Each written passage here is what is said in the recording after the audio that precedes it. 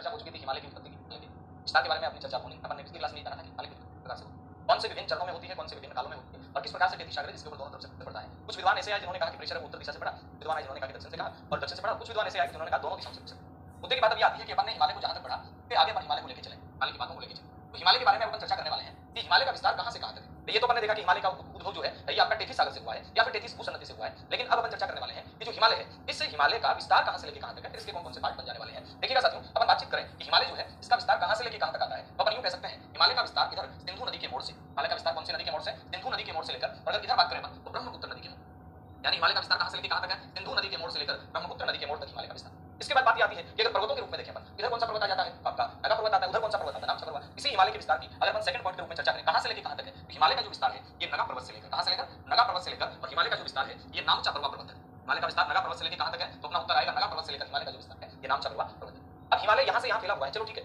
लेकिन मैं आपसे यूं पूछूं कि अपने इस फैले हुए हिमालय की टोटल लेंथ कितनी है, यहां से वहां तक हिमालय की जो लंबाई है वो कितनी है, तो साथियों यहां आपका उत्तर बनेगा हिमालय की जो लंबाई रह जाती है ये लंबाई कितनी है, तो अपन कहेंगे हिमालय की जो लंबाई है ये लगभग कितनी है 2500 किलोमीटर, यानी हिमालय की लंबाई इस सिंधु नदी से लेकर ब्रह्मपुत्र नदी तक। बात करें अपने इस नगा पर्वत से लेकर नामचा पर्वत तक लंबाई लगभग कितनी आती है 2500 किलोमीटर। लंबाई के साथ अपन ये बात और करें कि इसमें औसतन जो चौड़ाई है, यानी हिमालय जो है इस हिमालय की औसतन जो चौड़ाई है ये कितनी है, हिमालय जो है ये औसत चौड़ा कितना है, इसकी औसतन जो चौड़ाई है वो कितनी है, तो साथियों गौर करना इसकी औसतन जो चौड़ाई है 160 किलोमीटर से लेकर 400 किलोमीटर तक।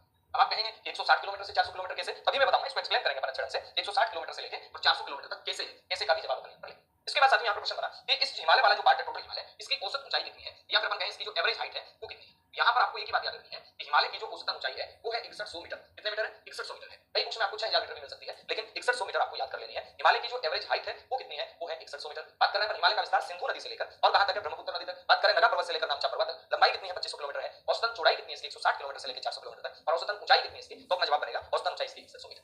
अब अपन बात करते हैं कि हिमालय की औसतन ऊंचाई देखिए अपन ने, हिमालय की अपन ने औसतन लंबाई देखी। नेक्स्ट अपन चर्चा करें कि हिमालय की चौड़ाई तो देख ली, चलो बहुत अच्छी बात है, लेकिन अपन यूं बात करें कि हिमालय कौन से भाग में अधिक चौड़ा है और कौन से भाग में कम चौड़ा है। तो साथियों देखिएगा यहाँ पर अपन चर्चा करें कि हिमालय कौन से भाग में अधिक चौड़ा है, तो ये इस प्रकार से हिमालय का यूं विस्तार है, यूं विस्तार हिमालय का। तो हिमालय का ये वाला जो भाग है ये अधिक चौड़ा है, इधर जाते हैं तो हिमालय का भाग सकता है, यानी अपन यूं कह सकते हैं इसमें दो ट्रेंड आएंगे, दो चीजें आपको याद रखनी। एक तो याद रखनी है चौड़ाई, यानी हिमालय की जो चौड़ाई है ये किधर से किधर आपका कम होगी, और हिमालय की ऊंचाई का आंकड़ा आपको याद रखना है किधर से किधर। अगर मैं चौड़ाई की बात करता हूं तो हिमालय की जो चौड़ाई है ये पूरब से चलते हैं अपन, इधर से चलेंगे, इधर से कहने का मतलब पूरब से, जैसे जैसे पूरब से अपन लोग पश्चिम में जाएंगे वैसे वैसे इसकी चौड़ाई में क्या होगी, वृद्धि। यानी चौड़ाई जो है ये किधर से किधर बढ़ रही है, तो अपना जवाब आएगा चौड़ाई पूरब से पश्चिम में बढ़ रही है। चौड़ाई इसकी किधर से किधर बढ़ रही है, पूरब से पश्चिम में इसकी चौड़ाई में क्या हो रही है, वृद्धि। चलो ये बात तो ठीक है, लेकिन क्या ऐसा ही आंकड़ा ऊंचाई के संदर्भ में आएगा। अगर ऊंचाई की बात करेंगे तो यहाँ पर बदल जाएगी चीज। ऊंचाई है, ऊंची चोटियां किधर है, पूर्वी हिमालय में ऊंची चोटियां ज्यादा है और पश्चिमी हिमालय में ऊंची चोटियां कम है। चौड़ाई में पूरब से पश्चिम में वृद्धि होती है, और यहीं पर आपको लिख लेना है, यहीं पर आपको लिख लेना है, क्या लिख लेना है, तो साथियों गौर करना, यहीं पर आपको लिख लेना है ऊंचाई।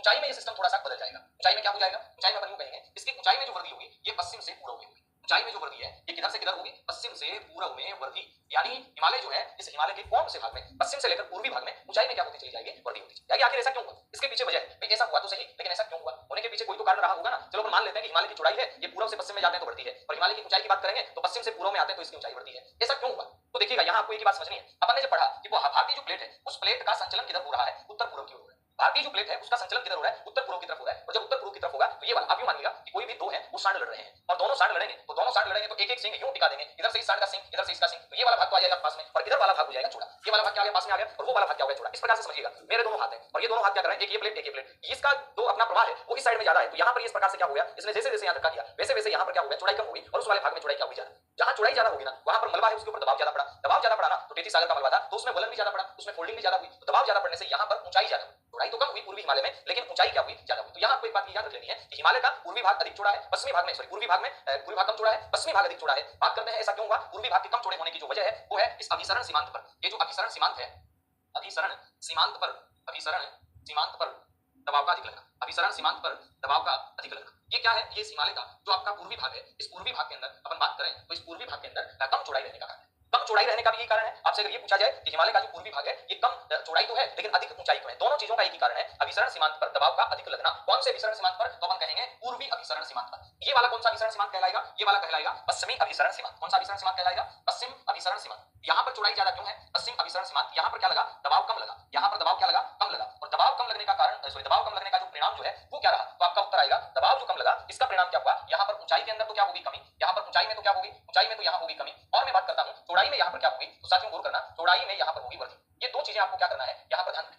ऊंचाई में क्या होगी, ऊंचाई में तो होगी कमी, ये वाला भाग ऊंचा कम है, लेकिन इस वाले भाग की चौड़ाई में क्या होगी, वृद्धि होगी। क्यों हुआ, क्योंकि प्लेट जब टकराती है, ये तो अपने पढ़ा है, प्लेट जब टकराती है तो उसको कहते हैं अभिसरण, प्लेटों का अभिसरण। और अभिसरण होने के बाद में जो सीमांत पूर्वी है वहां पर क्या हुआ, वहां पर दबाव अधिक लगा। अधिक दबाव लगने का कारण क्या रहा, तो अपन ने कहा अधिक दबाव क्यों लगा, इसकी वजह क्या थी, इसकी वजह है भारतीय प्लेट का उत्तर पूर्व में, भारतीय प्लेट का उत्तर पूर्व में गति करना। भारतीय जो प्लेट है, ये जो अपनी इंडियन प्लेट है, ये प्लेट किधर गति कर रही है, ये प्लेट गति कर रही है उत्तर पूर्व में। मैं यहाँ लिख देता हूं, ये कौन सी प्लेट है, ये भारतीय प्लेट है, और भारतीय जो प्लेट है, इस प्लेट की गति है ये किधर, उत्तर पूर्व में गति। इसके कारण इधर दबाव अधिक लगा, और दबाव अधिक लगने का परिणाम ये हुआ कि यहाँ पर ऊंची ऊंची चोटियां हो गई, और अगर चौड़ाई की बात करें तो चौड़ाई क्या हो गई, कम हो गई। आई बात समझ में, उम्मीद करता हूं आ रही होगी। हाँ, इन चीजों को आप क्या करेंगे, साथ साथ लिखते भी चलेंगे, फटाफट से एक बार इनको लिखिएगा और फिर अपन क्या करते हैं, आगे चलते हैं साथियों। इसी प्रकार पर छोटी छोटी चीजें हैं, इन छोटी छोटी चीजों को अपन देखते हुए चलेंगे, और एक एक जो छोटा छोटा जो कॉन्सेप्ट है उस कॉन्सेप्ट को अपन लोग क्लियर करते हुए चलेंगे, ठीक है। चलते हैं। इसके बाद में प्रश्न बनेगा कि जो हिमालय अपना है, इस हिमालय के अंदर सर्वोच्च चोटियां किधर है, तो अपना उत्तर आएगा कि हिमालय के कौन से भाग में, तो अपन कह सकते हैं पूर्वी हिमालय में। कौन से हिमालय में, पूर्वी हिमालय में, पूर्वी हिमालय में सर्वोच्च चोटियां हैं। पूर्वी हिमालय में कैसी चोटियां हैं, सर्वोच्च चोटियां हैं, जबकि सर्वोच्च चोटियां हैं। जबकि बात करें अपन पश्चिमी हिमालय में, पश्चिमी हिमालय में जो चोटियां हैं, ये चोटियां ज्यादा ऊंची नहीं है अपेक्षाकृत पूर्वी हिमालय। पहली बात क्लियर होती है। अब दूसरा आपको क्या करना है कि हिमालय विश्व का सर्वोच्च पर्वत है। दूसरी बात आपको याद रखनी है, हिमालय कहां का, तो अपना उत्तर आएगा हिमालय ये विश्व का सर्वोच्च पर्वत है। हिमालय कहां का सर्वोच्च पर्वत है, तो याद रखना हिमालय विश्व का सर्वोच्च पर्वत है। चलो ठीक है, विश्व का सर्वोच्च पर्वत श्रेणी है। अगर आपसे यहीं पर प्रश्न पूछ लिया जाए कि सर्वोच्च पर्वत श्रेणी जब ये है तो सबसे लंबी पर्वत श्रेणी कौन सी है, तो सर्वोच्च पर्वत श्रेणी है। सबसे लंबी पर्वत श्रेणी कौन सी है, तो यहीं पे आपको नोट डाल के लिख लेना है कि अमेरिका के अंदर, कहां पर, अमेरिका में कौन से अमेरिका में, दक्षिण अमेरिका में एंडीज पर्वत श्रेणी आती है जो विश्व में सबसे लंबी पर्वत श्रेणी, ठीक है। तो आप क्या लिख सकते हैं, दक्षिण अमेरिका में, कौन से अमेरिका में भाई, दक्षिण अमेरिका में, दक्षिण अमेरिका में, दक्षिण अमेरिका की एंडीज पर्वत श्रेणी, दक्षिण अमेरिका की कौन सी पर्वत श्रेणी, एंडीज पर्वत श्रेणी है। ये क्या है, आपका उत्तर आएगा एंडीज पर्वत श्रेणी सबसे कम लंबी है। एंडीज पर्वत श्रेणी सबसे कम लंबी है क्या, सर्वाधिक लंबी है, सबसे लंबी है कहां पर, दक्षिण अमेरिका में। दक्षिण अमेरिका बोले तो दक्षिण अमेरिका में ही है, दक्षिण अमेरिका बोले तो ठीक है, अलग थोड़ी है। कितने किलोमीटर है, ये 7200 किलोमीटर लंबी है, और दक्षिण अमेरिका के 7 देशों के अंदर ये विस्तृत है। कौन सी की बात कर रहे हैं अपन, एंडीज की। तो एंडीज विश्व की सबसे लंबी है, और बात अपन हिमालय की कर रहे हैं, हिमालय विश्व की सर्वोच्च पर्वत श्रेणी। अब प्रश्न ये बनता है कि हिमालय विश्व की सर्वोच्च पर्वत श्रेणी है। कई बार क्या होता है ना, हिमालय के डायरेक्शन से प्रश्न आ जाए, और जब डायरेक्शन से प्रश्न आएगा तो यहां मैं आपको बता दूं, यहां ध्यान रखनी है छोटी छोटी चीजें। डायरेक्शन से जब प्रश्न आ जाए तो आपको याद रखना है हिमालय का डायरेक्शन कुछ इस प्रकार से है, इस प्रकार से ऐसे हिमालय है, ऐसे है हिमालय। अब ये हिमालय ऐसे है, एक तो डायरेक्शन ये बनता है हिमालय का, उसके बाद जैसे हिमालय आगे आता है उसके बाद हिमालय का डायरेक्शन ये बन जाता है, ये बन जाता है। इसके आगे आने के बाद में हिमालय का जो डायरेक्शन है वो कुछ यूं बन जाता है, यूं बन जाता है हिमालय। इसके आने के बाद में हिमालय का डायरेक्शन क्या बन जाता है, मैं भी एक एक की नाम बताऊंगा, एक एक जगह बताऊंगा आपको ना। हिमालय का जो डायरेक्शन है वो आपका बन जाता है कैसा, उसके बाद में हिमालय का डायरेक्शन कैसा बन जाता है, और ऐसे बनने के बाद में लास्ट में अपन चर्चा करते हैं तो हिमालय का डायरेक्शन ऐसे बन जाता है। अब आप कहेंगे इनमें क्या फर्क है, हमें तो कुछ नहीं दिख रहा, आपको नहीं दिख रहा, लेकिन एग्जामिनर को दिख जाएगा, और वहां से वो आपसे प्रश्न पूछ सकता है। अब प्रश्न पूछने की लैंग्वेज तो कोई भी हो सकती है, क्योंकि ऐसी बातें तो आपका अपनी जो किताबें पढ़ते हैं अपन 11वीं 12वीं वाली उनमें भी लिखी हुई है, लेकिन अपन ने उनको कभी इंप्लीमेंट नहीं किया, अपन ने उनको कभी मैप बनाकर नहीं देखा, सीखा नहीं, और बिना सीखे याद नहीं। प्रश्न बना कि हिमालय की जो सामान्य दिशा, यहाँ आपसे क्या पूछी जा रही है, यहाँ आपसे दिशा पूछी जा रही है। अब आपका जवाब बनेगा किसकी दिशा पूछी जा रही है, तो यहाँ पर मैं बताऊं आपको हिमालय की आपसे दिशा पूछी जा रही है। ये वाला डायरेक्शन कौन सा होता है, तो शुरुआत में जहां से हिमालय प्रारंभ होता है बिल्कुल पूर्व से पश्चिम नहीं है, यहाँ पर हिमालय का जो डायरेक्शन बनता है वो बनता है उत्तर पश्चिम से। कहां से बनता है, उत्तर पश्चिम से बनता है। किधर बनता है, तो अपना उत्तर आएगा उत्तर पश्चिम से दक्षिण पूर्व की ओर हिमालय की दिशा बनती है। इसके बाद नंबर 2 पे यहाँ जो हिमालय की दिशा बन रही है वो किधर से बन रही है, पश्चिम से पूर्व की ओर बन रही है। यहाँ हिमालय किधर है, पश्चिम से पूर्व है। और ये वाला जो आप पार्ट देख पा रहे हैं, ये वाला जो आप पार्ट देख पा रहे हैं, यहाँ पर हिमालय की दिशा किधर से बन रही है, तो अपना उत्तर आएगा यहाँ पर हिमालय की दिशा दक्षिण पश्चिम से बन रही है, और दक्षिण पश्चिम से किधर बन रही है, तो अपना उत्तर आएगा। अब दक्षिण पश्चिम से उत्तर पूर्व की ओर पूरा बढ़ा नहीं, उससे पहले ही इसकी दिशा अरुणाचल में ही किधर होगी, ये उत्तर पश्चिम में होगी। उत्तर पश्चिम यहाँ से किधर से चला, दक्षिण पश्चिम से चला, और यहाँ उत्तर पश्चिम हो गया, और वापस से फिर यहाँ पर उत्तर से दक्षिण की ओर, उत्तर से किधर, दक्षिण की। अब यहाँ आपको थोड़ा कंफ्यूज हो सकता है, मैं दूर कर देता हूँ इस कंफ्यूज को। क्या हो सकता है कि यहाँ वाला जो डायरेक्शन है ये किधर से किधर है, ये दक्षिण पश्चिम से है, किधर से है, दक्षिण पश्चिम से है, किधर है, उत्तर पूर्व की ओर है, किधर है, उत्तर पूर्व। और ये वाला जो डायरेक्शन है, ये वाला डायरेक्शन ये किधर है, ये उत्तर पश्चिम से है, उत्तर पश्चिम से किधर है, दक्षिण पूर्व की ओर है। और लास्ट में आपको याद ही रख लेना है ये वाला किधर है, उत्तर से दक्षिण।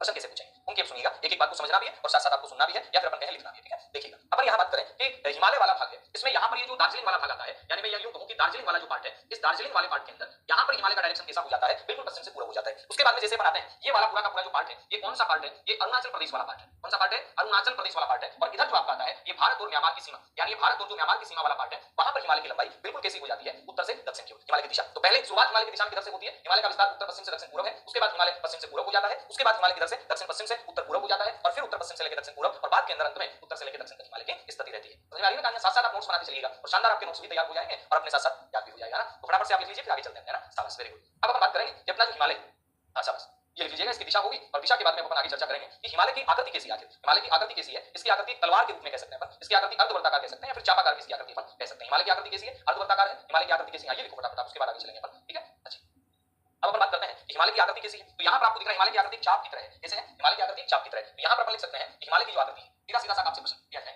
हिमालय की आकृति कैसी है, तो वृत्ताकार तो नहीं है। अब यहाँ 2-3 शब्द आ सकते हैं और दोनों तीनों ही सही है, आपके कौन सा शब्द क्या आपका एग्जाम में आ जाए। हिमालय की आकृति अर्धवृत्ताकार है, कैसी है, अर्धवृत्ताकार। हिमालय की आकृति कैसी है, तो अपना उत्तर आएगा हिमालय की आकृति चापाकार, अर्धवृत्ताकार भी है, चापाकार भी है। और यहाँ पर एक और फैक्ट आ सकता है कि हिमालय की जो आकृति है ये कैसी है, ये तलवार की जैसी है। हिमालय की आकृति कैसी है, हिमालय की आकृति तलवार की जैसी है। अगला फैक्ट क्या बनेगा, अगला फैक्ट ये बनेगा हिमालय का जो ढाल है, हिमालय का जो ढाल है ये किधर ज्यादा है, किधर कम। देखिएगा साथियों, हिमालय का ढाल भारतीय जो भाग है इसकी तरफ हिमालय का ढाल तीव्र है, तभी तो अपने भारतीय सैनिक जब जाते हैं वो बड़ी परेशानियों का सामना करना पड़ता है। और जो तिब्बत की तरफ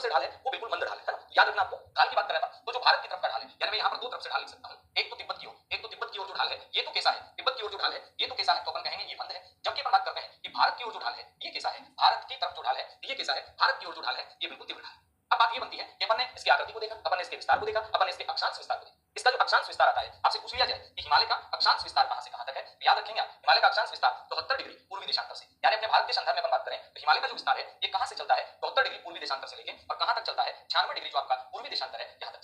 सामान्य रूप से आ जाए भारत का, सॉरी अक्षांश लिखते हैं मैंने, देशांतर आएगा, देशांतर विस्तार भारत का कहां से कहां तक चलता है, तो अपना उत्तर आएगा भारत का जो देशांतर विस्तार है ये कहां से कहां चलता है, 74 डिग्री पूर्वी देशांतर से लेकर और कहां तक चलता है, 96 डिग्री पूर्वी देशांतर। अब इसके बाद बात आती है कि हिमालय का विस्तार कौन कौन से राज्यों में है। प्रश्न तो ये भी आ सकता है ना, हिमालय राज्य बताइए। हिमालय राज्य बताने के लिए आपको पता होना चाहिए पहले कि हिमालय का जो विस्तार है ये कौन कौन से राज्यों में। तो साथियों जरा गौर करना, हिमालय का विस्तार आपने देखिएगा कहां से चलता है, जम्मू कश्मीर से चलता है, क्योंकि पहले जम्मू कश्मीर एक राज्य हुआ करता था। अब अपन दो पढ़ लेंगे, जम्मू कश्मीर को सेपरेट पढ़ लेंगे, लद्दाख को सेपरेट पढ़ लेंगे, इसके बाद हिमाचल प्रदेश, उत्तराखंड है। अब यूपी बिहार के अंदर तो हिमालय है नहीं, है क्या, नहीं है। इसके बाद आगे आएंगे सिक्किम में, फिर अरुणाचल प्रदेश। ऐसे अपने को ये ध्यान रखना है कि हिमालय का जो विस्तार है ये आपके कौन कौन से राज्यों के अंदर, तो अपन एक राज्य को देखते हुए चलते हैं। हिमालय का जो विस्तार है ये कौन कौन से राज्यों के अंदर है, तो आप साथ साथ लिखते जाइएगा। हिमालय का जो विस्तार आपका ये कहां पर है, ये कश्मीर के अंदर है। हिमालय का विस्तार कहां पर है, यहां पर याद रखिएगा, हिमालय का जो विस्तार है ये कश्मीर के अंदर है। कश्मीर के बाद में आपको याद रखना है हिमालय का जो विस्तार है ये कहां पर है, लद्दाख के अंदर है। लद्दाख के बाद में आपको याद रखना है हिमालय का विस्तार कहां है, हिमाचल प्रदेश के अंदर है। हिमाचल प्रदेश के बाद में आपको याद, अब याद तो है ये चीजें, लेकिन एग्जाम में आ जाए हिमालय राज्य कौन से, तब अपन कंफ्यूज हो जाए, तो यहां याद कर लेना है। हिमाचल प्रदेश के बाद फिर अपन आगे चलते हैं तो अपने पास आपका उत्तराखंड आ जाता है। कहां पर है जी, उत्तराखंड के अंदर है। उत्तराखंड के बाद में आपका सिक्किम आ जाता है। कौन सा आ जाता है, सिक्किम आ जाता है। इसके बाद जैसे आगे चलते हैं सिक्किम के बाद और कौन सा आ जाता है, तो अपने पास आ जाएगा सिक्किम के बाद में आंशिक रूप से पश्चिम बंगाल आ जाएगा। आंशिक रूप से पश्चिम बंगाल, तो मैं लिख ही देता हूं यहां पर आंशिक क्या, यहां पर मैं लिख देता हूं पश्चिम बंगाल आ गया। पश्चिम बंगाल के बाद में आप क्या लिखेंगे, पश्चिम बंगाल के बाद में अरुणाचल प्रदेश आ गया। कौन सा प्रदेश आ गया, अरुणाचल प्रदेश के अंदर भी फैला हुआ है। अरुणाचल प्रदेश के बाद में आप कहेंगे और कहां फैला हुआ है, अरुणाचल प्रदेश के बाद में तो नागालैंड में भी फैला हुआ है। और नागालैंड के बाद बात करते हैं अपने तो कहां पर फैला हुआ है, मणिपुर के अंदर भी फैला हुआ है। और मणिपुर के बाद में अगर हम बात करते हैं तो अपना ये कहां पर फैला हुआ है, मिजोरम, त्रिपुरा, मेघालय में फैला हुआ है। मणिपुर के बाद में ये मिजोरम के अंदर भी फैला हुआ है, त्रिपुरा के अंदर भी फैला हुआ है और त्रिपुरा के बाद में याद रखना मेघालय के अंदर भी। इसकी बात कर रहे हैं अपन बात कर रहे हैं हिमालय। प्रश्न आ जाए सीधा सा, हिमालय का जो विस्तार है ये कौन कौन से राज्यों में है, तो अपना उत्तर क्या आएगा, हिमालय का विस्तार कश्मीर के अंदर है। हिमालय का विस्तार कहां पर है, लद्दाख में है। हिमालय का विस्तार कहां पर है, तो अपना उत्तर आएगा हिमालय का विस्तार आपका कहां पर है, तो अपन कहेंगे हिमालय का विस्तार आपका उत्तराखंड में है। हिमालय का विस्तार सिक्किम में है। हिमालय का विस्तार पश्चिम बंगाल में थोड़ा सा किया है। और पश्चिम बंगाल ध्यान रखना, अपन चर्चा करेंगे, पश्चिम बंगाल एकमात्र ऐसा राज्य है जिसमें 4 भौतिक प्रदेश है, यानी यहां मैं लिख देता हूं, यानी पश्चिम बंगाल एकमात्र ऐसा राज्य है जिसमें 4 भौतिक प्रदेश आपको मिल जाएंगे। कितने भौतिक प्रदेश मिल जाएंगे, 4 भौतिक प्रदेश मिल जाएंगे। या फिर अपन यूं कहें जिसमें 4 भौतिक प्रदेशों की चर्चा की जाती है वो कौन सा राज्य आता है, तो अपना उत्तर क्या बनेगा, वो पश्चिम बंगाल आता है। भारत का एकमात्र ऐसा राज्य है जिसमें 4 भौतिक प्रदेश शामिल है, वो कौन सा है, तो अपना उत्तर आएगा वो आपका पश्चिम बंगाल। अब इसके बाद में अपन बात करते हैं कि हिमालय वाला जो पार्ट है उस पार्ट में अपने को ध्यान याद रखना है कि इसके भाग कौन कौन से हैं। जैसे कि अपन बात करते हैं हिमालय के अंदर ट्रांस हिमालय आ जाता है, हिमालय के अंदर आपका महान हिमालय आ जाता है, फिर हिमालय के अंदर आपका कौन सा हिमालय, मध्य हिमालय आ जाता है, फिर आपका शिवालिक आ जाता है ना। तो इनको आप लिखें और फिर अपन एक एक चीजों को देखते हुए चलते हैं। शाबाश, लिख लीजिए बस। अच्छा चलिए आगे।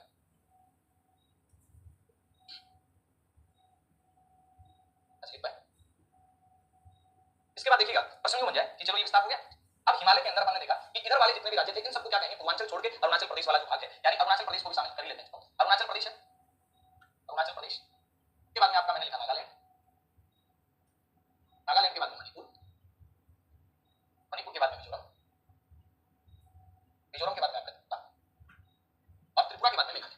यानी इन सबको कौन सा हिमालय कहते हैं, याद रखना इन सब के लिए एक नाम लिया जाता है काम में, कौन सा, इन सब के लिए काम में नाम लिया जाता है पूर्वांचल हिमालय। कौन सा हिमालय, पूर्वांचल। यानी इन सब में जो हिमालय का पार्ट आएगा वो भी अपन पढ़ेंगे आगे, उस हिमालय को अपन लोग क्या नाम देते हैं, पूर्वांचल हिमालय देते हैं। कौन सा हिमालय नाम देते हैं, पूर्वांचल हिमालय। अब अपन बात करेंगे कि हिमालय के अंदर तो चट्टानें भी होंगी, बिल्कुल चट्टानें हैं, तो सीधा सीधा प्रश्न आ जाए हिमालय के आंतरिक भाग की, यानी हिमालय का आंतरिक भाग, हिमालय का आंतरिक भाग अग्नि चट्टानों से, हिमालय का आंतरिक भाग अग्नि चट्टानों से, अग्नि चट्टानों से, मध्य भाग बना हुआ है, मध्य भाग अयंत्रिक चट्टानों से, अयंत्रिक चट्टानों से, एवं ऊपरी भाग, ऊपरी जो भाग है हिमालय का ये कौन सी चट्टानों से बना हुआ है, तो अपना उत्तर आ जाएगा एवं जो ऊपरी भाग है ये अवसादी चट्टानों से, यानी हिमालय का जो ऊपरी भाग है ये किससे बना हुआ है, तो अपन कहेंगे अवसादी चट्टानों से। इस वाले पार्ट को पूर्वांचल हिमालय कह रहे हैं, चलो ठीक बात है। इसके बाद प्रश्न बना अपना कि हिमालय का जो आंतरिक भाग है, इस हिमालय के आंतरिक भाग को क्या कहते हैं, तो कौन सी चट्टानों से बना हुआ है, अग्नि चट्टानों से। फिर अपन ने बात की कि मध्य जो भाग है इसे अयंत्रिक चट्टानों से बना हुआ है, और जो हिमालय का ऊपरी भाग है ये कौन सी चट्टानों से बना हुआ है, आपका अवसादी। ये तो हो गया हिमालय के निर्माण की प्रक्रिया, प्रोसेस देखी अपन ने। फिर अपन हिमालय की सामान्य विशेषताएं देखी। अब अपन क्या करते हैं, हिमालय का भौतिक विशेषताओं के आधार पर वर्गीकरण करते हैं। अपन यूं कहें कि हिमालय का वर्गीकरण, इसका वर्गीकरण, हिमालय का, देखिएगा साथियों हिमालय का जो वर्गीकरण है ये कई तरीकों से किया जा सकता है। हिमालय का वर्गीकरण नदी के आधार पर भी किया जा सकता है। हिमालय का जो वर्गीकरण है ये आपका सामान्य रूप से इनकी जो निर्माण क्रम रहा इस निर्माण क्रम के अनुसार भी किया जा सकता है। हिमालय का वर्गीकरण है इनके क्षेत्र के अनुसार भी किया जा सकता है, कौन सा कश्मीर हिमालय है, कौन सा पंजाब हिमालय है, कौन सा कुमायूं हिमालय है, कौन सा हिमाचल हिमालय, कौन सा असम हिमालय, कौन सा नेपाल हिमालय, यानी कई प्रकार से इसका वर्गीकरण किया जा सकता है। अपन यहाँ पर सामान्य वर्गीकरण जो हिमालय का करते हैं उसमें हिमालय के 4 पार्ट अपने सामने आते हैं। कितने पार्ट आते हैं, 4। एक हिमालय का जो सबसे ऊपर ही ऊपर वाला भाग आता है जिसे अपन कहते हैं ट्रांस हिमालय। हिमालय का सबसे ऊपर ऊपर जो भाग आता है जिसे अपन क्या कहते हैं, ट्रांस हिमालय। ट्रांस हिमालय के बाद में हिमालय का एक और भाग सामने आता है जिसे अपन महान हिमालय कहते हैं। महान हिमालय के बाद में हिमालय का एक और भाग सामने आता है जिसे अपन मध्य हिमालय कहते हैं। और मध्य हिमालय के बाद में फिर आगे चलते हैं अपन तो अपने पास एक और हिमालय आता है जिसे अपन क्या कहते हैं, शिवालिक हिमालय कहते हैं। कौन सा हिमालय कहते हैं, शिवालिक कहते हैं। प्रश्न अपना आ जाएगा कि कौन सा हिमालय है, ये कौन सा हिमालय में आएगा, ठीक है। अब प्रश्न यूं बना, ये ट्रांस हिमालय आ गया। ट्रांस हिमालय के बाद में अपन बात करते हैं कौन सा हिमालय आ गया, नंबर 2 पे महान हिमालय आ गया, फिर मध्य हिमालय आ गया, फिर शिवालिक। ये तीनों मुख्य हिमालय के हिस्से, ये तीनों हैं, ये क्या कहलाते हैं, ये मुख्य हिमालय में आएंगे। इनका अध्ययन हिमालय में करते हैं, जबकि ये वाला जो हिमालय है, क्योंकि अपन ने जब निर्माण क्रम पढ़ा था तो अपन ने ये देखा था कि महान हिमालय के बनने से पहले, महान हिमालय के बनने से पहले जो ट्रांस हिमालय था वो बन चुका था, महान हिमालय के बनने से पहले ट्रांस हिमालय बन चुका था। यानी मैं यूं कह सकता हूं ये हिमालय इन तीनों पार्ट से क्या है, पहले का बना हुआ है। यानी अपन इस हिमालय को क्या कह सकते हैं, पार हिमालय कह सकते हैं। ये वाला हिमालय क्या कहलाएगा, तो अपना उत्तर आएगा से पार हिमालय कहते हैं। क्या पार ही इसका नाम है क्या, नहीं, इसको परा हिमालय भी कहा जाता है। इसको क्या कहा जाता है, इसको परा हिमालय भी कहा जाता है। ये ट्रांस हिमालय है, क्योंकि ये ट्रांस है तो इसको तिब्बत हिमालय भी अपन लोग कहते हैं। यानी तिब्बत हिमालय भी इसी का नाम है, परा हिमालय भी इसी का नाम है, पार हिमालय भी इसी का नाम है। क्यों है इसके नाम, क्योंकि ये हिमालय से पहले का ही है, इसे पार हिमालय, परा हिमालय या तिब्बत हिमालय के नाम से जाना जाता है। अब अपन इनमें क्या करेंगे, नंबर 1 पे लेते हैं कौन से हिमालय को, ट्रांस हिमालय को या फिर परा हिमालय को, या फिर अपन लेते हैं तिब्बत हिमालय को। ऐसा साथ आप लिखते जाइएगा, 2 सेकंड में कुछ नहीं होगा और अपने साथ चीजें हैं क्लियर होती चली जाएंगी और अपने साथ नोट्स भी बनते हुए चले जाएंगे। ठीक है, तो यहाँ आपको ध्यान रखना है, इसके अंदर अपन लोग बात कर रहे हैं। ठीक है, अच्छा अब देखिएगा अपन यहाँ पर इसमें फिर एक एक चोटी की बात करेंगे, एक एक इसके पार्ट की बात करेंगे, इसी के अंदर अपन और बात करेंगे कि कौन कौन से यहाँ पर पार्ट वगैरह हैं, तमाम चीजों को अपन देखते हुए। अब एक नंबर पे अपन लेते हैं कौन से हिमालय को। देखिएगा इन चारों का अगर अपन देखते हैं तो इन चारों की ये जो मैप लोकेशन है ये तो आप जानते ही हैं, और नहीं जानते तो मैं बता दूं, जैसे कि अपना इस प्रकार से अपना जम्मू कश्मीर आता है, कौन सा आता है, जम्मू कश्मीर वाला पार्ट आता है, ये आपका जम्मू कश्मीर वाला भाग आता है। कैसे लिखें, इस जम्मू कश्मीर वाले भाग के अंदर आप जान पाएंगे कि यहाँ पर ये वाला जो पार्ट इतना इतना रह जाता है, यहाँ तक कि मान लो ये ट्रांस हिमालय का पार्ट है, फिर आपका महान हिमालय आता है, फिर मध्य हिमालय आता है बाद में से। ठीक है, पहले ऊपर कौन सा ट्रांस हिमालय है जो तिब्बत क्षेत्र में भी, भारत वाले क्षेत्र में भी जो फैला हुआ है। अब अपन एक नंबर पे बात करते हैं ट्रांस हिमालय, कौन से हिमालय की, ट्रांस हिमालय लगा लीजिएगा, नहीं आप ट्रांस हिमालय, ट्रांस हिमालय को ही अपन क्या कहते हैं साथियों, इसी को अपन कहते हैं तिब्बत हिमालय। ट्रांस हिमालय को ही अपन क्या कहते हैं, तिब्बत हिमालय कहते हैं। और जो ट्रांस हिमालय है इसी को अपन लोग क्या कहते हैं, इसी को अपन पार हिमालय भी कहते हैं। ट्रांस हिमालय को ही अपन क्या कहते हैं, पार हिमालय भी कहते हैं, और इसी हिमालय को अपन परा हिमालय भी। चलो ठीक बात है, इसको अपन पार हिमालय भी कह रहे हैं और इसी को अपन परा हिमालय भी कह रहे हैं। अब नेक्स्ट बात आती है ये परा हिमालय, ट्रांस हिमालय, तिब्बत हिमालय, इसके बारे में पता किसने लगाया, इसके बारे में पता किसने लगाया, तो याद रखना हेडन महोदय ने सबसे पहले इसके बारे में बताया। यानी ट्रांस हिमालय जो है इसकी उपस्थिति का विचार, इसकी उपस्थिति का विचार ये किसने दिया, इसकी उपस्थिति का विचार है ये दिया जाता है हेडन महोदय के। कौन से महोदय के द्वारा, तो अपना उत्तर आएगा इसका जो उपस्थिति का विचार है ये हेडन महोदय के द्वारा। सीधा सीधा प्रश्न आ गया, इसकी उपस्थिति का विचार किसके द्वारा दिया जाता है, तो अपना उत्तर क्या आएगा, इसकी उपस्थिति का विचार हेडन महोदय के द्वारा। ये वाला जो हिमालय ये मूल हिमालय से पहले बन चुका है, ये बात कर चुके। इस हिमालय में आपको क्या रखना है, इसका मध्य भाग, यानी ट्रांस जो हिमालय है इस ट्रांस हिमालय का मध्य भाग सर्वाधिक चौड़ा। ट्रांस हिमालय का मध्य भाग क्या है, तो अपन कहेंगे ट्रांस हिमालय का मध्य भाग सर्वाधिक चौड़ा है। तो क्या करता है, तो एक जल विभाजक का काम करता है। तो क्या करता है, जल विभाजक का काम करता है। जल विभाजक या वाटर डिवाइडर का मतलब क्या होता है, आपका उत्तर आएगा जल विभाजक या वाटर डिवाइडर का मतलब ऐसे कुछ इस तरह से जो किसी भी एक क्षेत्र के नदी तंत्र को 2 भागों में बांटे। तो इसका जो मध्य भाग है ये क्या है, ये सर्वाधिक चौड़ा भी है और सर्वाधिक ऊंचा भी है। तो क्या करता है, एक जल विभाजक का काम करता है, जल विभाजक का काम करता है, काम करता है। अब चौड़ा है साथ में ऊंचा भी है, इसलिए क्या करता है, जल विभाजक का काम करता है। चलो ठीक है, अब यहाँ से क्या है, यहाँ से बहुत सारी पूर्ववर्ती नदियां निकलती हैं। अपन जब अपवा तंत्र पढ़ेंगे तो अपवा तंत्र के बहुत से प्रतिरूप पढ़ेंगे, उनके अंदर एक प्रतिरूप ये भी आएगा पूर्ववर्ती प्रतिरूप। तो पूर्ववर्ती नदियां यहाँ से बहुत सारी निकलती हैं। यानी मैं यूं कह सकता हूं ट्रांस हिमालय वाले पार्ट से, यानी यहाँ से सिंधु, सिंधु की बात करें, सतलज की बात करें, वह ब्रह्मपुत्र जैसी, वह ब्रह्मपुत्र जैसी पूर्ववर्ती नदियां निकलती हैं। यानी ब्रह्मपुत्र जैसी कैसी नदियां निकलती हैं, पूर्ववर्ती नदियां निकलती हैं। कहां से निकलती हैं, तो अपना उत्तर आएगा ये नदियां निकलती हैं। कहां से निकलती हैं भाई, तो अपना उत्तर आएगा ये निकलती हैं ट्रांस से। कौन से हिमालय से निकलती हैं, ट्रांस हिमालय से निकलती हैं। इसके बाद क्वेश्चन बना कि जो ट्रांस हिमालय वाला पार्ट है इस ट्रांस हिमालय में आपको याद ही रखना है इसकी चट्टानों, इसकी चट्टानें, ये चट्टानें जीवाश्म युक्त, ये चट्टानें जीवाश्म युक्त अवसादी तथा ग्रेनाइट व तृतीयक कल्प की चट्टान, ऐसे स्टेटमेंट आ जाए कई बार कि निम्नलिखित में से कौन साइड सही है या फिर कौन साइड गलत है, तो वहां पर आपको क्या कर देना चाहिए, वहां पर ऐसी चीजों को आपको आपका मेंशन कर देना चाहिए ये चीज सही है। यानी ट्रांस हिमालय वाला जो पार्ट है क्या इसकी चट्टानें जीवाश्म युक्त अवसादी चट्टानें हैं, बिल्कुल है। क्या इसमें ग्रेनाइट चट्टानें भी है, बिल्कुल है। क्या इसमें तृतीय कल्प की चट्टानें भी बिल्कुल नहीं है। यहाँ से सिंधु नदी, सतलज नदी, ब्रह्मपुत्र जैसी पूर्ववर्ती नदियों का उद्गम भी होता है, नदी में अपन चर्चा करेंगे विस्तार से। उसके बाद मध्य भाग इसका सर्वाधिक चौड़ा है, तो ऊंचा भी है और साथ में जल विभाजक या वाटर डिवाइडर का काम करता है। इसकी उपस्थिति का जो विचार है ये सबसे पहले किसने दिया, हेडन महोदय ने। अब अपन बात करते हैं कि जो ट्रांस हिमालय है इस ट्रांस हिमालय में कौन कौन से पार्ट आते हैं, इनको लिखिएगा फिर आगे चलते हैं। अच्छा ठीक है, और एक एक पार्ट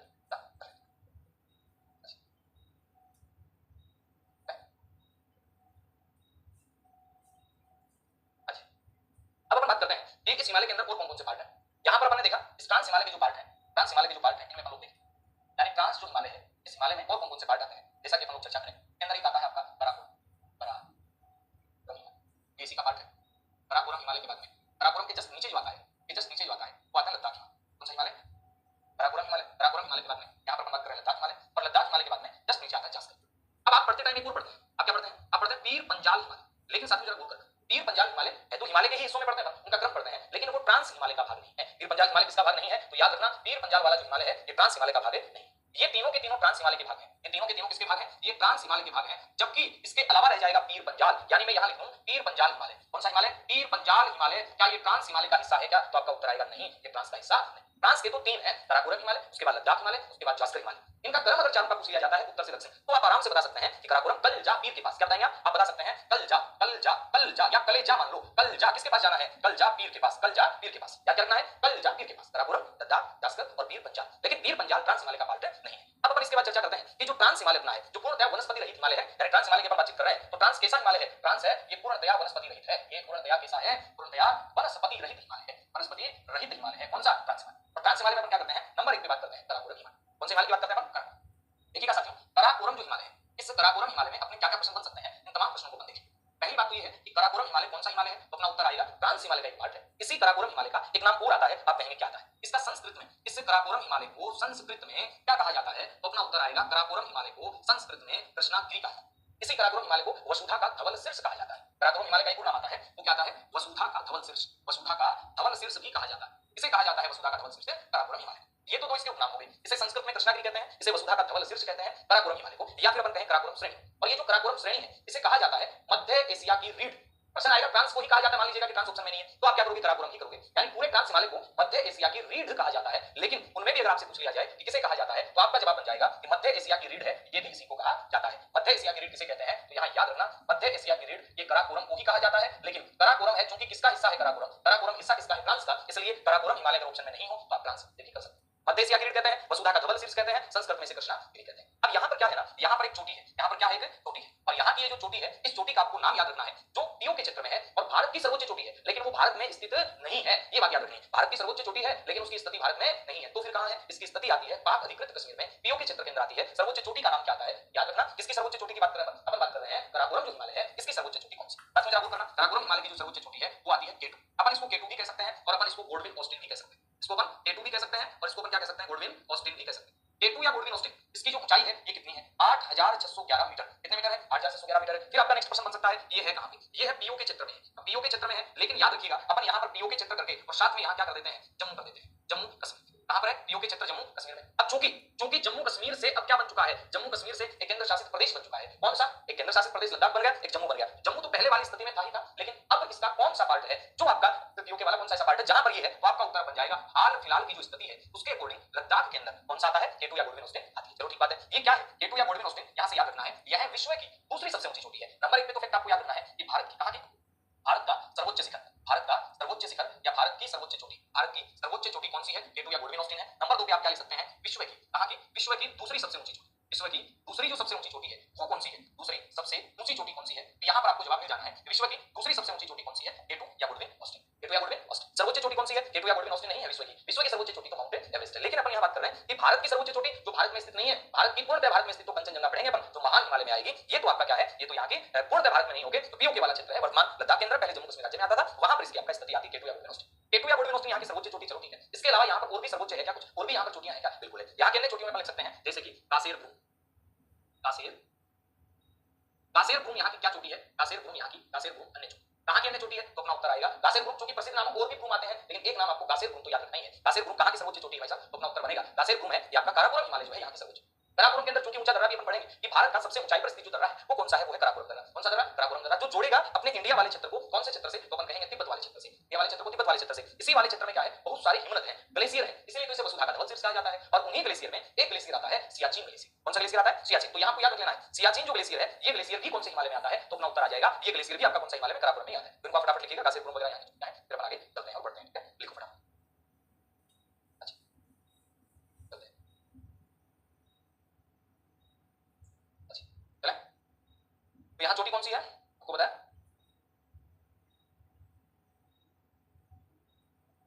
देखो फटाफट लिखो जल्दी से। वसुधा का धवल शीर्ष कहते हैं, संस्कृत में इसे कृष्णागिरि कहते हैं। केटू या फिर आपका गोल्डविन ऑस्टिन इसकी सर्वोच्च चोटी है, जो विश्व की भी दूसरी सर्वोच्च चोटी आती है। और कासेर भूम यहाँ की क्या है, आपका अन्य चोटी है। फिर इस काराकोरम के बारे में दो चार फैक्ट और लिखते हैं, फिर नेक्स्ट हिमालय अपना पढ़ते हैं, ठीक है। अच्छा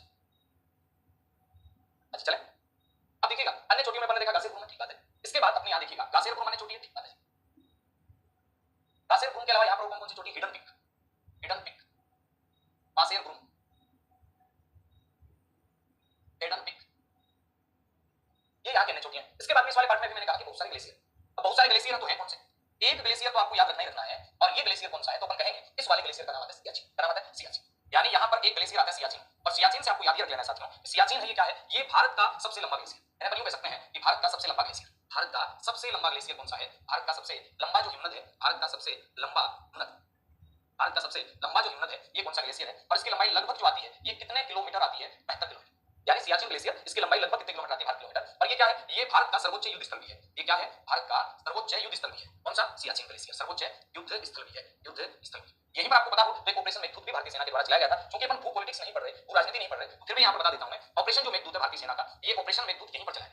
कौन से ग्लेशियर की बात कर रहे हैं अपन? बात कर रहे हैं सियाचिन ग्लेशियर, जो भारत का सबसे लंबा है। अब सियाचिन ग्लेशियर के अलावा यहां पर और भी ग्लेशियर है क्या? बिल्कुल है। यहां पर कौन कौन से ग्लेशियर है तो देखिएगा साथियों, यहां पर आपका बियाफो ग्लेशियर है, बियाफो। यहां पर आपका बाल्टोरा ग्लेशियर है, बाल्टोरा ग्लेशियर। और बाल्टोरा ग्लेशियर के अलावा यहां पर याद रखिएगा साल्टोरा या साल्टेरा ग्लेशियर, बाल्टोरा ग्लेशियर। ये यहां पर क्या है? अन्य ग्लेशियर है। कौन से भाग की बात कर रहे हैं अपन? बात कर रहे हैं कराकोरम श्रेणी। कराकोरम श्रेणी के अंदर अपने कासेरब्रूम है, मासेरब्रूम है, हिडन पीक है, सेडन पीक है, ग्लेशियर यहां बात कर रहे हैं सियाचिन है जो भारत का सबसे लंबा ग्लेशियर है। और भारत के सबसे लंबे और बड़े ग्लेशियर के बाद में सियाचिन भारत का सर्वोच्च युद्ध स्थल भी आता है। इसके अलावा यहां पर बियाफो है, बाल्टेरा, साल्टेरा, ये ग्लेशियर भी आपके हिस्पार ग्लेशियर भी आता है। बियाफो है, बाल्टेरा, साल्टेरा ग्लेशियर, हिस्पार ग्लेशियर भी आता है, हिस्पार ग्लेशियर भी आपका आता है। इसी सियाचिन वाले क्षेत्र में बोले तो इस कराकोरम श्रेणी में एक नदी बहती है। कौन सी नदी? उंज नदी। प्रश्न बनेगा उंज नदी की घाटी कहां है? उंज नदी घाटी ये भी आपका इस कराकोरम श्रेणी में, उंज नदी घाटी भी, उंज नदी घाटी भी कराकोरम श्रेणी में है, कराकोरम श्रेणी। यानी कराकोरम श्रेणी है, इसके अंदर उंज नदी की घाटी याद रखनी है, इसके अंदर बियाफो, बाल्टेरा, साल्टोरा, हिस्पार ग्लेशियर याद रखना है। लंबा बड़ा ग्लेशियर अपने भारत का सियाचिन है जो 72 किलोमीटर है। अन्य चोटियों में आपका कासेरब्रूम, मासेरब्रूम, हिडन पीक, सेडन पीक आदि आदि छोटी अन्य चोटियां हैं। इस कराकोरम हिमालय के बाद में नंबर 2 पे आता है आपका लद्दाख हिमालय। नंबर 2 पे कौन सा हिमालय आता है? लद्दाख हिमालय आता है। और लद्दाख हिमालय में साथियों मैं आपको बताऊं लद्दाख हिमालय में क्या क्या चीजें अपने को पढ़नी है। लद्दाख हिमालय है, इसकी चर्चा करेंगे अपन, जिसे लाख दर्रों का क्या कहा जाता है? घर कहा जाता है, लाख दर्रों का जिसे अपन कहते हैं। ठीक है, अच्छा चले अपन आगे। अच्छा देखिए ना साथियों, इसके बाद बात करते हैं कराकोरम के बाद में, कराकोरम से जस्ट नीचे, यानी अपन ने यहां पर बात की नंबर 1 पे पहले कराकोरम, कराकोरम के नीचे कौन सा आ गया? लद्दाख, लद्दाख के नीचे कौन सा आ गया? जास्कर, और इधर आपका कैलाश पर्वत भी आ जाता है। यहां पर अपन बात कर रहे हैं लद्दाख। लद्दाख का शाब्दिक अर्थ क्या होता है? पहली बात तो ये, लद्दाख का शाब्दिक अर्थ क्या होता है? लद्दाख श्रेणी की अपन चर्चा कर रहे हैं। लद्दाख का शाब्दिक अर्थ क्या होता है? लाख दर्रों का घर। लद्दाख का शाब्दिक अर्थ क्या होता है? तो अपना उत्तर आएगा लद्दाख का जो शाब्दिक अर्थ होता है वो होता है लाख दर्रों का घर। लद्दाख का शाब्दिक अर्थ क्या होता है? लाख दर्रों का घर, लाख दर्रों का घर। इसके जस्ट नीचे, किसके जस्ट नीचे? कराकोरम के, कराकोरम के जस्ट नीचे लद्दाख है। चाहे पर लद्दाख की बात करें, चाहे पर इसकी बात करेंगे कैलाश की, ये दोनों ही चापाकार रूप के अंदर फैले हुए हैं। तो नेक्स्ट जो फैक्ट आपका बनेगा वो बनेगा कि लद्दाख जो श्रेणी है ये चापाकार रूप में फैली है। लद्दाख श्रेणी, पहले तो कैलाश वाली बात कर लेते हैं। लद्दाख श्रेणी कैलाश पर्वत के उत्तर में स्थित, उत्तर में। इसके बाद में आता है लद्दाख श्रेणी के अंदर ही, लद्दाख श्रेणी कैलाश पर्वत के उत्तर में स्थित है। लद्दाख व कैलाश, लद्दाख व कैलाश चापाकार रूप में फैले हुए हैं। क्वेश्चन बनेगा नेक्स्ट, लद्दाख में, लद्दाख में बुगला मंदाता, मंदाता पर्वत चोटी, बुगला मंदाता यहाँ क्या है? पर्वत चोटी। और बात करते हैं पर इसके अलावा यहाँ पर क्या है? यहाँ पर एक चोटी आती है राकापोसी। क्वेश्चन आ जाए राकापोसी चोटी से क्या कि विश्व की तीव्रतम ढाल वाली जो चोटी है वो कौन सी चोटी? राकापोसी। यहाँ की जो अन्य चोटी की बात करते हैं जो कराकोरम के दक्षिणी भाग में आती है और लद्दाख के उत्तरी भाग में आती है, तो बेशक आपको कराकोरम में लिखी हुई जाएगी। चोटी की बात करते हैं अपन, तो यहाँ की एक चोटी और आती है राकापोसी चोटी। और राकापोसी चोटी में आपको एक बात जो याद रखनी है वो क्या रखनी है मैं आपको बता दूं। राकापोसी चोटी में आपको याद रख लेना है यह विश्व की, यह विश्व की तीव्र ढाल वाली चोटी। यानी ये जो चोटी है विश्व की तीव्र ढाल वाली चोटी है। कौन सी चोटी की बात कर रहे हैं अपन बात कर रहे हैं सर्वाधिक तीव्र ढाल वाली। तीव्र ढाल का मतलब ये बिल्कुल इसका खड़ा ढाल है। और ये चोटी है कौन सी? राकापोसी चोटी है, जो है कहां पे? लद्दाख हिमालय के अंदर आती है। विश्व की तीव्रतम ढाल वाली चोटी है कौन सी? राकापोसी। पहले जम्मू कश्मीर स्टेट में आती थी, वही पहले वर्तमान वाली बात आ जाएगी। पहले जम्मू कश्मीर स्टेट में आती थी, तो वर्तमान समय में अगर इसकी स्थिति की बात करेंगे अपन तो जम्मू कश्मीर स्टेट में तो कहां आती है? आपका लद्दाख वाली चोटी। तो राकापोसी चोटी क्या है? विश्व की तीव्रतम ढाल वाली चोटी। अब बात आती है इसकी हाइट की कितनी है? 7889 मीटर इसकी। 7089 मीटर भी आंकड़ा मिल सकता है, घबराने की कोई बात नहीं है। 7888 भी आपको आंकड़ा मिल सकता है। तो ये 7889 मीटर है, ये कौन सी है? तो अपन कहेंगे राकापोसी चोटी, जो विश्व की तीव्रतम ढाल वाली। इसके अलावा यहाँ पर कौन कौन सी नदियां, कौन कौन सी घाटियां हैं तो जरा गौर करना। इसी वाले भाग के अंदर आपका, इसी वाले भाग के अंदर आपका मरखा घाटी आ जाती है। कौन सी घाटी? मरखा घाटी आ जाती है। इसी भाग के अंदर आपका पूगा घाटी आ जाती है। इसी भाग के अंदर आपका लद्दाख के नीचे, लद्दाख के नीचे वाले भाग में आपका सिंधु नदी की घाटी आ जाती है, नुब्रा नदी की घाटी आ जाती है, नुब्रा नदी की घाटी, नुब्रा नदी की घाटी भी इसी के अंदर आ जाती है, नुब्रा नदी की घाटी। ये इस क्षेत्र में पाई जाने वाली क्या है? तो अपन कहेंगे इस क्षेत्र में पाई जाने वाली घाटियां हैं। कौन कौन सी घाटियां हैं जी? तो अपन कहेंगे लद्दाख श्रेणी। लद्दाख श्रेणी को अपन ने क्या कहा? लाख दर्रों का घर। और ये जो लाख दर्रों का घर है इसके अंदर आपको याद रखना है कैलाश पर्वत है इसके उत्तर में है, लद्दाख को कैलाश पर्वत चापाकार रूप में है। यहाँ की चोटियों में बुगला मंदाता पर्वत चोटी है, राकापोसी चोटी है। राकापोसी चोटी क्या है? ये विश्व की तीव्रतम ढाल वाली चोटी। लद्दाख इधर से देखना, लद्दाख और ये आ गया आपका जास्कर, लद्दाख और लद्दाख के बाद में आ गया जास्कर। इन दोनों के बीच में एक नदी बहती है, याद रखना कौन सी नदी? सिंधु नदी। यानी लद्दाख और जास्कर इन दोनों के बीच में कौन सी नदी बहती है? सिंधु नदी बहती है। ये फैक्ट आप लिखिएगा, फिर अपन जास्कर श्रेणी के बारे में और चर्चा कर लेते हैं। देखिए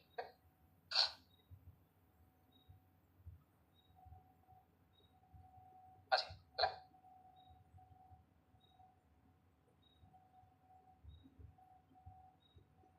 अच्छा लिख पाएगा।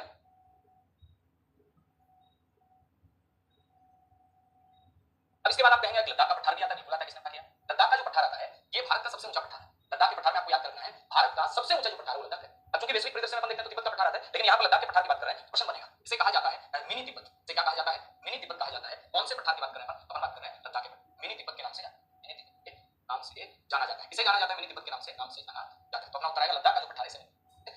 अगली बात ये आएगी कि जो लद्दाख का पठार है, इस लद्दाख के पठार को जास्कर के बीच में, किसके बीच में, लद्दाख व जास्कर के बीच, लद्दाख व जास्कर के बीच, लद्दाख व जास्कर के बीच सिंधु नदी बहती है। कौन सी नदी बहती है? सिंधु नदी बहती है। उसके बाद क्वेश्चन आएगा जास्कर श्रेणी से प्रश्न, जास्कर से क्या क्या क्वेश्चन बन सकता है ना, एक बार बोलिएगा जास्कर के। लद्दाख के पठार में क्या लिखना है? लद्दाख का पठार क्या है? मिनी तिब्बत के नाम से जानते हैं। लद्दाख को जास्कर के बीच सिंधु नदी बहती है। अब फिर आपके मन में प्रश्न आ ही जाए तो मैं उसको लिख देता हूं। मिनी तिब्बत क्यों कहते हैं? क्योंकि लद्दाख का पठार क्या है? ये भारत का सर्वोच्च पठार है। भारत का सर्वोच्च जो पठार है, ये कौन सा पठार है? ये लद्दाख का। भारत का सबसे ऊंचा पठार लद्दाख का है। तो प्रश्न फिर बनेगा आपके मस्तिष्क में बनना भी चाहिए कि सबसे बड़ा कौन सा है। तो सबसे बड़ा जो पठार भारत का है वो कौन सा है? तो अपना उत्तर आएगा दक्कन का जो पठार है उसे भारत का सर्वोच्च कहा जाता है। जबकि लद्दाख का पठार तो सबसे बड़ा पठार, तो लद्दाख का पठार भारत का सर्वोच्च। लद्दाख श्रेणी के बाद में अब नेक्स्ट अपन बात करते हैं जिस पर्वत श्रेणी की, वो आता है जास्कर श्रेणी। कौन सी श्रेणी? जास्कर श्रेणी, यानी ट्रांस हिमालय की सबसे निचली श्रेणी, ट्रांस हिमालय की सबसे निचली श्रेणी। और यहां आपको एक बात याद रखनी है, यह महान हिमालय से, यह महान हिमालय 80 डिग्री पूर्वी देशांतर द्वारा अलग होती है। एक फैक्ट है जो आपको याद कर लेना। ये सारे तथ्य वगैरह मैंने एनसीईआरटी की बुक वगैरह से सीधे उठाए हैं ना, तो ये छोटी-छोटी चीजें हैं जो पेपर में पूछ ली जाएंगी, आपको वहां पर कहीं हमने किसी गाइड में नहीं पढ़ी तो गाइड में पढ़ने की है नहीं। यहां याद रखना, यह महान हिमालय से 80 डिग्री पूर्वी देशांतर द्वारा अलग होता है। 80 डिग्री पूर्वी देशांतर द्वारा क्या होता है? देशांतर द्वारा अलग होता है। कौन से हिमालय की बात कर रहे हैं अपन बात कर रहे हैं जास्कर हिमालय। इसके बाद जास्कर हिमालय में आपको क्या रखना है? जास्कर हिमालय के अंदर एक नदी झेलम नदी है, उसकी घाटी। कौन सी नदी? तो अपन कहेंगे जास्कर हिमालय में झेलम नदी की घाटी, झेलम नदी की घाटी। कौन से हिमालय में बनती है झेलम नदी की घाटी? तो भाई साहब अपना उत्तर आएगा जास्कर हिमालय में बनती है झेलम नदी की घाटी। चलो ठीक है, जास्कर हिमालय वाले क्षेत्र में आपका एक झेलम नदी की घाटी बनती है। इसके साथ ही करेवा नाम की मिट्टी का निक्षेप भी यहाँ पाया जाता है। जास्कर की बात लिखिएगा, उसके बाद अपन जास्कर श्रेणी की और बातें हैं ये भी करेंगे कि क्या क्या जास्कर श्रेणी से बातें बनने वाली है। महान हिमालय से 80 डिग्री पूर्वी देशांतर द्वारा क्या होती है? अलग हो जाती है। झेलम नदी की यहाँ पर क्या बनती है? तो अपन कहेंगे घाटी बनती है। चलो बहुत अच्छी बात है। और झेलम नदी की घाटी बनती है तो यहाँ पर साहब झील भी बनेगी। झेलम नदी में कौन सी बनेगी? बुल्लर झील बन जाएगी। चलो बहुत बढ़िया बात है ना, देखिएगा। इसके बाद अपन बात करते हैं यहाँ पर और क्या क्या होगा। ये चीका मिट्टी वाला करेवा वाला आपको याद रखना है। यहाँ पर घाटियां आई छोटी छोटी, जैसे आपका कौन सी घाटी आ गई? झेलम नदी की घाटी आ गई ना। अच्छा, उसके बाद क्वेश्चन बनेगा जास्कर के अंदर ही धर्मा घाटी कहां पर है? जास्कर धर्मा, यहाँ पर धर्मा घाटी आती है। धर्मा के बाद में किंगरी बिंगरी घाटियां, धर्मा किंगरी बिंगरी बिंगरी। इसके अलावा आपका तालासाल घाटी आती है, तालासाल घाटियां, तालासाल घाटियां। और यहाँ पर अभी आपको बताया कि इसी जास्कर वाले हिमालय में एक नदी आती है जस्कर नदी, ये भी यहाँ बहती है। जस्कर नदी बहती है। कौन सी नदी बहती है? जस्कर नदी यहाँ पर। इसके अलावा यहाँ पर याद रखना है द्रास नदी। कौन सी नदी बहती है? इसी श्रेणी में द्रास नदी बहती है। इसके अलावा आपको बताया कि यहाँ पर कौन सी नदी बहती है? झेलम नदी बहती है। और जो झेलम नदी बहती है, तो झेलम नदी बहती है यहाँ पर, तो यहीं पर आपका कौन सी झील बनी हुई है? जास्कर श्रेणी में ही बुल्लर झील बनी हुई। कौन सी झील बनी हुई है? बुल्लर झील यहाँ बनी हुई। इसके बाद में यहाँ पर एक चीका युक्त मिट्टी के निक्षेप पाए जाते हैं। कौन सी मिट्टी के? चीका युक्त मिट्टी के निक्षेप पाए जाते हैं, जिन्हें क्या कहा जाता है? यहाँ पर चीका युक्त मिट्टी के निक्षेप पाए जाते हैं। चीका युक्त मिट्टी, चीका युक्त मिट्टी तो हिमोड सरोवरीय मिट्टी, यानी यहाँ पर हिमानीकृत निक्षेप से मिट्टी बनी हुई। मानिए जैसे जलोढ़ होता है वो नदी के द्वारा लाया जाता है, और हिमोड का मतलब जो हिमानी गिरवाना है, हिमोड सरोवरीय मिट्टी है। हिमोड सरोवरीय मिट्टी है। और ये जो हिमोड सरोवरीय मिट्टी है, इस हिमोड सरोवरीय मिट्टी को यहाँ कश्मीर के अंदर नाम क्या दिया जाता है? तो अपना उत्तर आएगा इसे करेवा नाम दिया। और ये जो करेवा मिट्टी है, ये वाली लैंग्वेज आपको याद लेनी है। और इसमें होता क्या है? इसमें यहाँ पर एक जाफरानी केसर है जो जम्मू कश्मीर के अंदर होता है। जाफरानी केसर की यहाँ पर क्या जाती है? कौन से के अंदर? तो अपन कहेंगे जास्कर श्रेणी में। तो जास्कर श्रेणी में आपको इतना याद रखना है, जास्कर श्रेणी के अंदर नदियां बहती हैं, जैसे कि अपन ने कहा कौन सी नदी बहती है? यहाँ पर जास्कर नदी है, द्रास नदी है। उसके बाद यहाँ पर झेलम नदी है, बुल्लर झील बहती है, बुल्लर झील बनाती है झेलम नदी। उसके बाद चीका युक्त मिट्टी के निक्षेप यहाँ पर है, तो हिमोड सरोवरीय मिट्टी है, जिसे अपन क्या कह सकते हैं? जिसे अपन करेवा कह सकते हैं। ये आपका करेवा जो निक्षेप है, ये यहाँ पर पाया जाता है। फिर आपका यहाँ पर करेवा निक्षेप वाले क्षेत्र में इसकी खेती की जाती है, जाफरानी केसर की खेती की जाती है। तो ये तमाम सी बातें अपन ने जानी। कल अपन बात करेंगे